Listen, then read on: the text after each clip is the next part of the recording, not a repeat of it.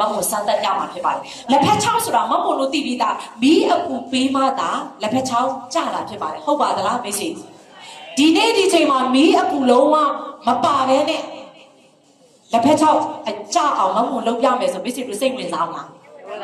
တေးချလားမိတ်ဆွေတေးချတယ်ဆိုရင်ဒီလောက်အော်ဒန်လေးတော့မမို့ကိုခွန်အားမဖြစ်စေမိတ်ဆွေတို့အဲ့ဆိုမမို့လက်ဖက်ချောင်းလေးကိုခွက်ရအောက်ခြေလေးပြုတ်တဲ့အထိမမို့ထည့်လိုက်ပါမယ်တစ်ခွက်ကိုတော့မမွန်ပုံမှန်ရေလေးထည့်ပြပါမယ်မမွန်စားတူလေးထည့်မှာဖြစ်ပါတယ်မိတ်ဆွေနောက်ထပ်တစ်ခွက်တည်းကိုတော့အေကာမဆက်ကိုဖြတ်ထားတဲ့ရေကိုမမွန်ထည့်လိုက်ပါမယ်မော်လီကျူးသေးတယ်မသိဘူးဆိုတာစမ်းတက်တယ်ဆိုတာစက္ကန့်ပိုင်းလေးပဲဒါကြောင့်မလို့ဒီစမ်းတက်မှုကတော့မိတ်ဆွေမျက်စိရှင်းမှာဖြစ်မယ်စက္ကန့်ပိုင်းလေးအတွင်းမှာမိတ်ဆွေတို့သိနိုင်မှာဖြစ်ပါတယ်ဒါကပုံမှန်ရေကဲဒီလိုလေးမမုံချထားပြီးပါမယ်ဒါဆိုရင်အဆင်ပြေပါသလားမမုံတို့မြင်တွေ့ရတာအဆင်ပြေပါပြီအဲ့တော့မိတ်ဆွေကြည့်ပေးပါမြင်ရတယ်နော်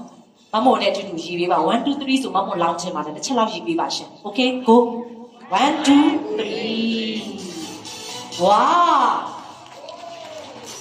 မိတ်ဆွေကြည့်ပါကိုစရာဒီဘက်ကိုင်လေးကိုစရာဒီဘက်ကိုင်လေးကြည့်ပါမိတ်ဆွေစက္ကန့်ပိုင်းအတွင်းဖြစ်ပါတယ်